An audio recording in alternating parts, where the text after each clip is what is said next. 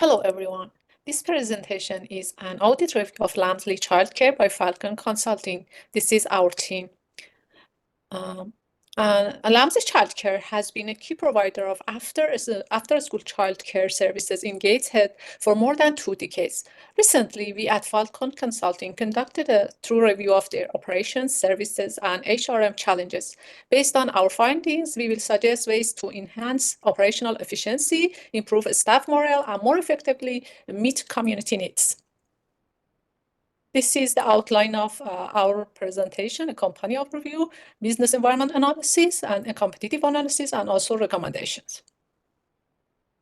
Now we go through a company overview. Lamesley Childcare has been serving the community for over 26 years, accommodating 300 children daily from 6 weeks to 11 years across 6 schools with 35 employees. This organization emphasizes the vital role of play in child development, aiming to foster a nurturing environment for all children. Their services include the breakfast clubs, after-school clubs, and holiday club. Lamesley Childcare also has a high rating from Ofsted and a level 3 quality assurance for children. But despite its success, the total gross expenditure are more than their total gross income.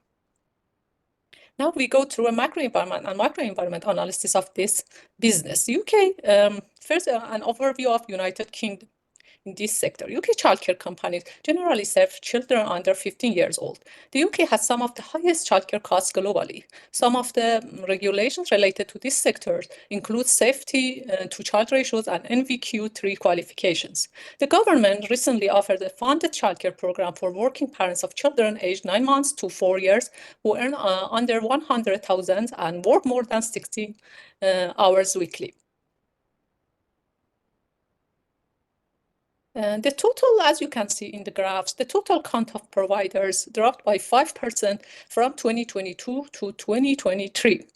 Also, there is a quarterly decline in the number of childcare professionals, highlighting ongoing staffing challenges. Furthermore, staffing remains the most significant expense for childcare providers.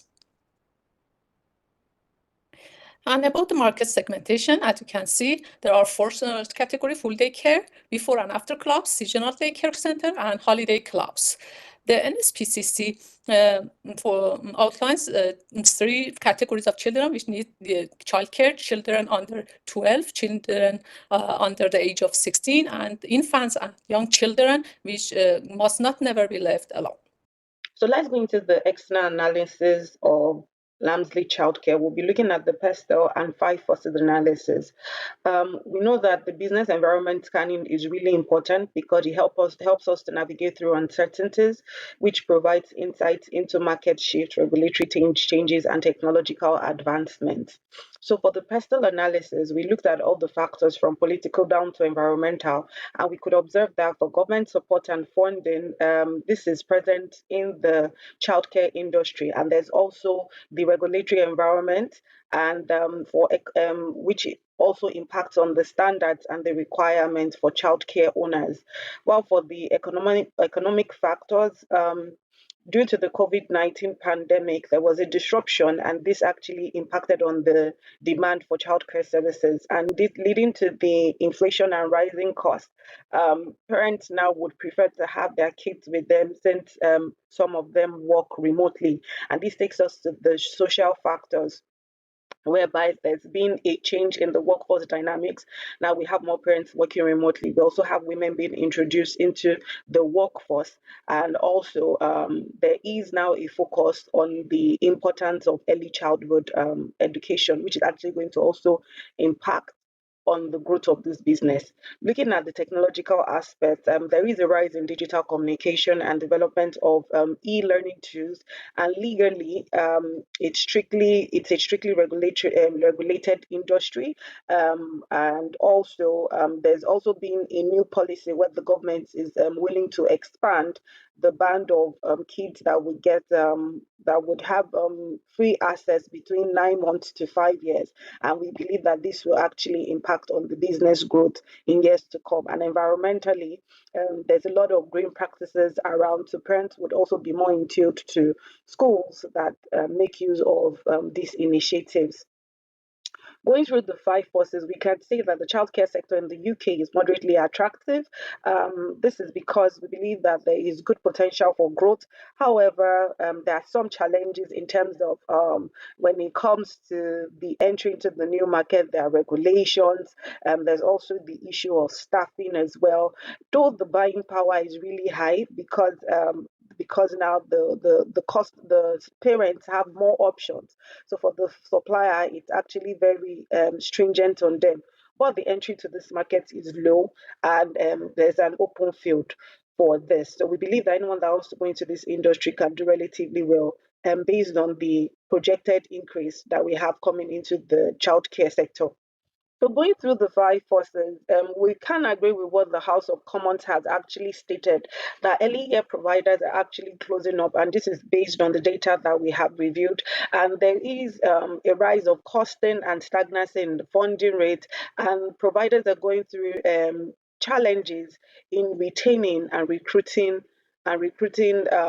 employees. Parents are also struggling, and for our key findings, we can actually see that from this sector, even though there are challenges based on financial challenges, talent shortage, we can also see that there is the strict adherence into coming into going into this market. Nevertheless, because of the growing awareness of the early childhood education, and also women going into the workforce, and with the government expansion, we believe that this industry is going to grow. And so, looking at the trend, we have identified some of this trend in terms of the technological advancement, early childhood education advocacy. So there is opportunity for partnership and collaborations, because once there is an increase in the kids, most of the childcare providers will begin to liaise with schools, and also the issue of threats is we can see that there is financial strain. We have staffing shortage. Also, there can be economic downturns and fluctuation, and also competition within this market space. Let's move on to the overview of competitive analysis. Based on the location, the revenue, and the age group and market segmentation, we had identified three main competitors for the Lemsri Childcare. The all competitors share similar market segmentation as well as the similar revenue for their organization. When comparing childcare providers in England as well as Wales, their regulatory body plays an important role in identifying and analysing performance criteria. Overall, all four childcare providers have a good performance in their outcomes, with Hello Green, operated and by Lamesley Childcare, have an outstanding performance on their ratings. Additionally, we had noted that Melvin Nursery and Family Centre, located in Wales in Newtown, have an exceptional standardization in environment. So, what in different these four organizations have different achievements in their competitive advantage. The Valley Nursery and Kids Club, they are established in different locations with a good review from stakeholders, make they more advantageous in their competitors. Melvin Nursery and Family Center, they have a good brand recognition with their award got for the Multi-Mission Community Awards in 2021 for the excellent performance in childcare. Also, they have a good environment with an establishment park, and with a look, stakeholders have a consist of valuable members of Newtown community.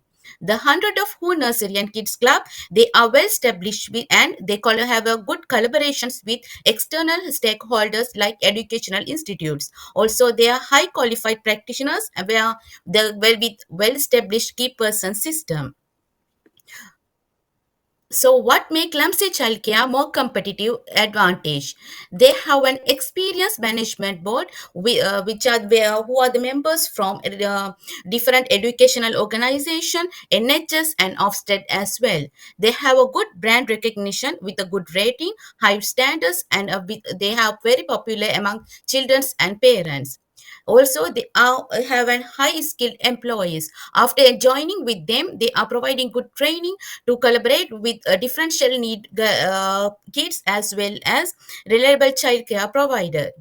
Also, they are very keen on their service quality. For that, the activities are designed along with National Early Year Foundation stage. Also, the frameworks are funded with childcare development plans.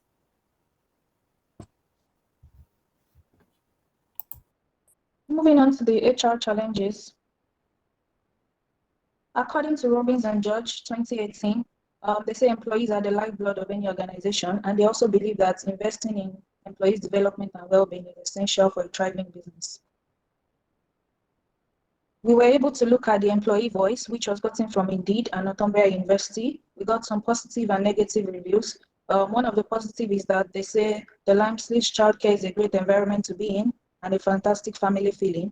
And one of the negative is also that the staff complain that sometimes they feel like they're not included in decision making, which was, we were able to come up with some challenges, some of the HR challenges, and we, out of all, were able to come up with just highlight 4 of them. The first one is communication. The staff feel like there's no enough regular team meetings, which would enable effective communication amongst them. Also, job progression is one of the challenges we've highlighted. They feel like even despite the fact that they've done different qualifications, they feel like they're stagnant in their roles. There's no career advancement, role diversification opportunities for them. The third one is leadership and management. The employees feel like they're being excluded from important decision-making process, which is making them feel like there's a lack in autonomy and employee participation. The fourth one we've highlighted is the working hours. The employees are complaining that they don't have enough working hours, which in turn has an effect on their financial stability as well. Now we used the Maslow's hierarchy of needs as the framework to analyze this. The reason why we use the Maslow's hierarchy of needs is because we believe that it helps us to understand the factors influencing the staff retention and satisfaction in the workplace. Based on the needs, we're able to highlight the physiological needs, safety needs, social needs, esteem needs, and self-actualization needs. The physiological need has to do with the wages and benefits, things like their pension, the health insurance. The safety has to do with job security. Social needs has to do with regular team meetings, communications between team. Esteem needs is also rewards and recognitions, things like bonuses, public acknowledgement, while self-actualization is including the employees in decision making. We believe that effective HR practices help to use this framework for meeting employees' needs and promoting their overall well-being and satisfaction. Moving on to the recommendation, I'll be talking about the business growth and staff retention. For the business growth, to have this strategic partnership, that we recommend they should collaborate with key stakeholders and also go into partnership with schools. The new service offering, they should offer home care service and also give employees opportunities to work more hours. The technological adoption, adopting this technological solution enables them to communicate with parents and schools, thereby enhancing professional efficiency. The employees' engagement also, I believe they should be surveyed to know what the employees want. That is regular meetings to gather opinions and insights. Reward performance.